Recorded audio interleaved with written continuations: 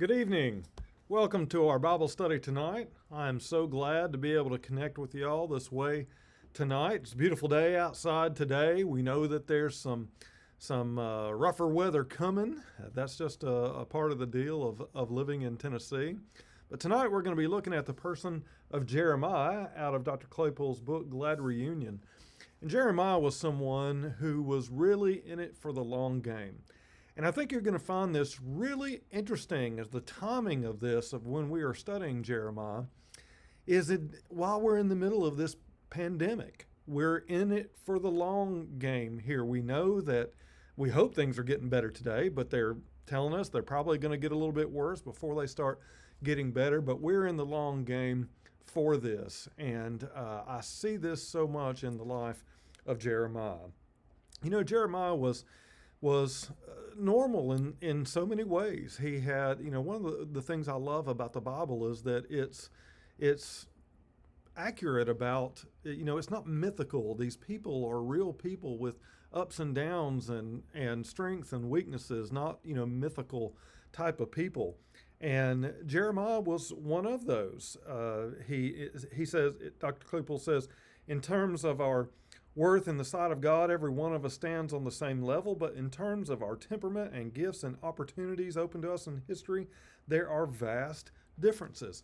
If you'll remember, last week we talked about the person of Isaiah, and if we compare him to Jeremiah, they're back to back in the book, in the Bible, but they're separated by about 150 years, but they're also very different in their temperament and life experience. Isaiah was an aristocrat, and Jeremiah was very different. He says, from start to finish, his life was torn apart by inner strife and uncertainty and ambiguity. He says Isaiah's life was almost like an escalator. He just kept going up, moving up. He started from a place of authority because he was an aristocrat. But Jeremiah's experience could be compared to a roller coaster, forever hurtling up and down. Wild fluctuations of feelings are expressed in the book of Jeremiah. It says his book contains not only his words to the people, but also his inner dialogues with God. And you put that on top of this emotional kinds of conflicts that he had, and you get authenticity. He says he delighted in God, yet he was also he knew times of horrible depression and even accused God of being unreliable and cursed the day that he was born. I hope that some of us see our lives as an escalator where we just kind of continue to go up. But my hunch is most of us would identify more with this idea of a roller coaster, of all these ups and downs in life. And I think many of us would say that our lives are more like roller coasters than an escalator.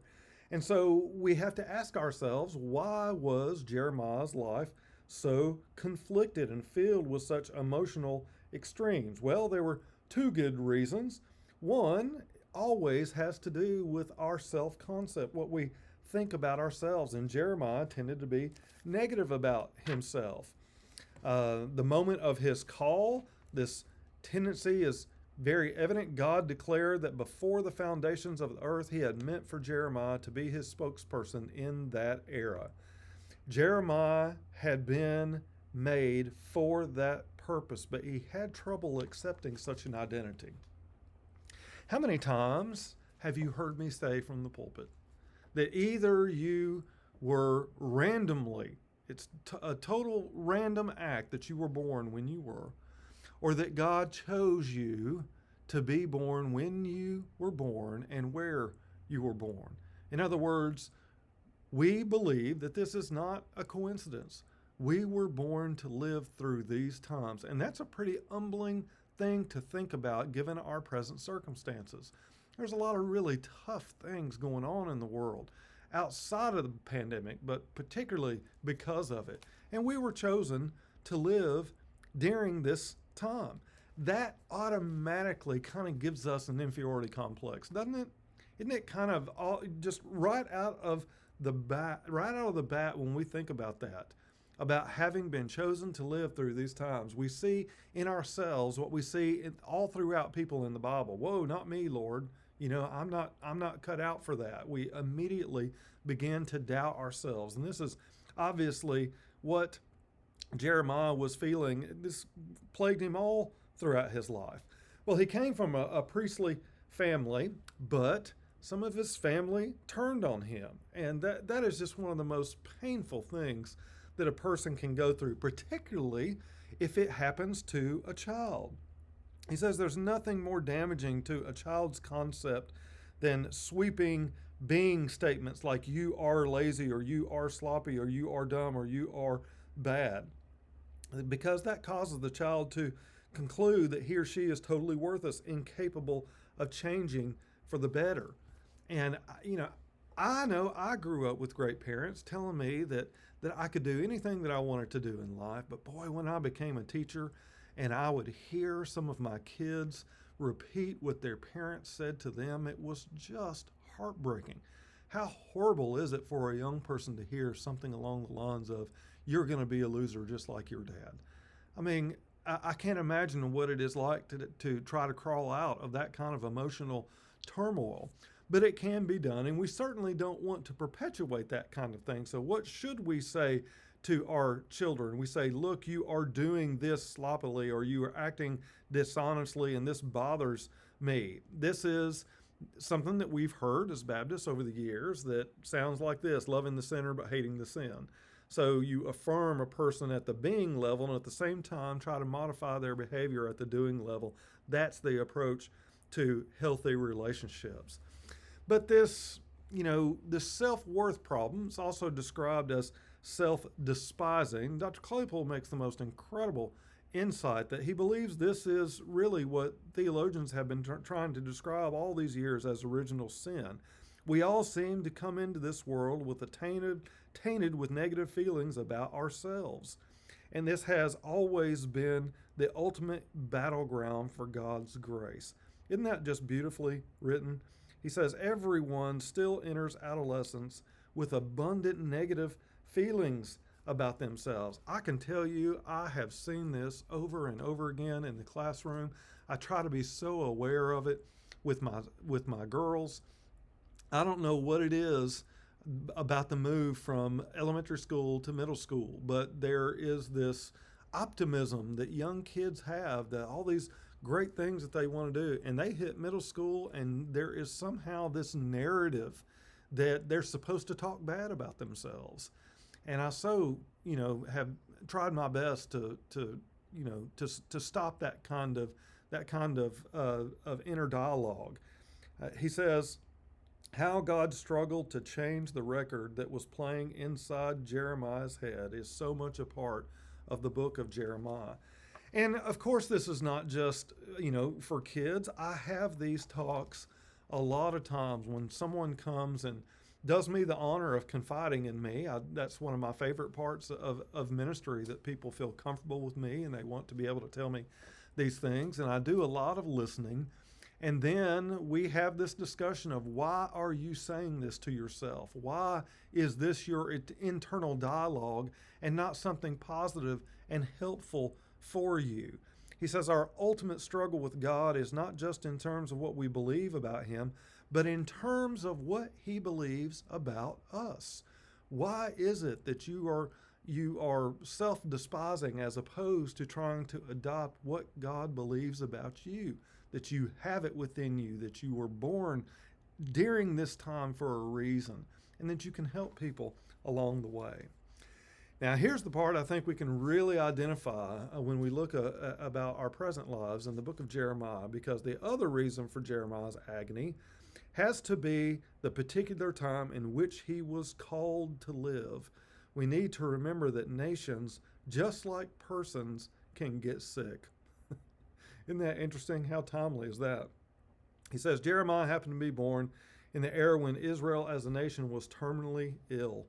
His ministry can be dated from 626 BC until 587 BC, and that was when the Babylonians conquered Jerusalem and destroyed the temple.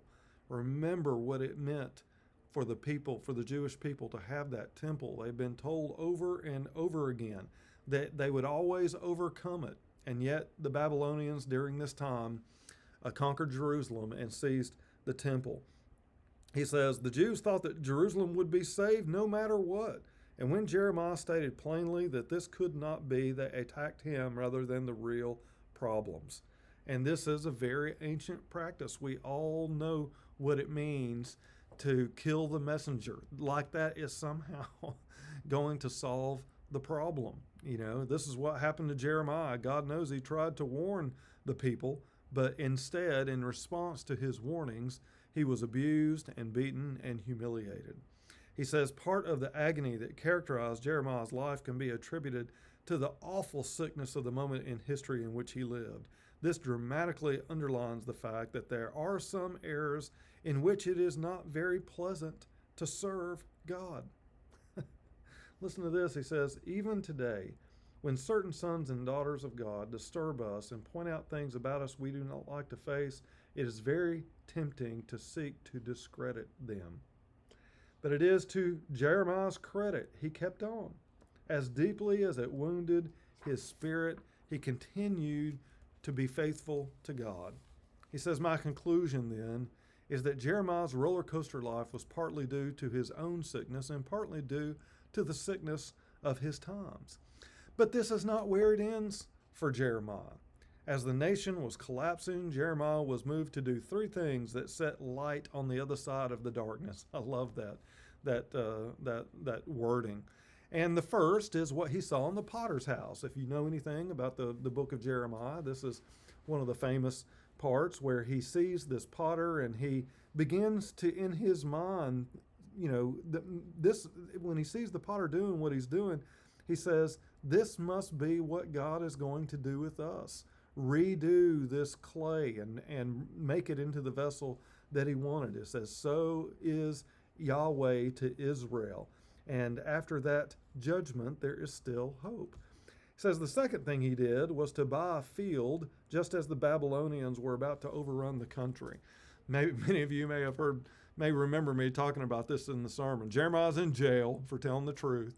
And his cousin, not just a person, but his cousin comes to him and asks him to buy a field as the Babylonians were advancing. In other words, he had once again a family member that wanted to take advantage of him. So what do you think Jeremiah did? He bought the field. He brought in the people to make sure that a legal arrangement could be made, and he bought the field, and it was his way of saying that there was still hope. He says, Jeremiah saw beyond the depression and the deportation and bought the field as an act of faith, that houses and fields and vineyards will again be bought in this land as they were, and they were 40 years later. But it was still him being able to look into the present circumstances, not only tell them where they were headed, but there was still hope. He says, Jeremiah's way of saying that Israel's sickness was serious, but it was not fatal. So in the end, what Jeremiah was doing was playing the long game. I so hope we see ourselves in that. I so hope we all understand that there is this tendency that we have to have a bad internal dialogue that is never God's intention. We want to adopt the dialogue that God would have for us. And a part of that dialogue includes that we were born to face these days. But even though we may be sick or our nation may be sick, there is still hope. What we are called to do as Christians is to do the next right thing one day at a time with the end game in sight. There is always hope. I hope this has reached you well. I hope you are blessed because of it, and I hope to see you again soon.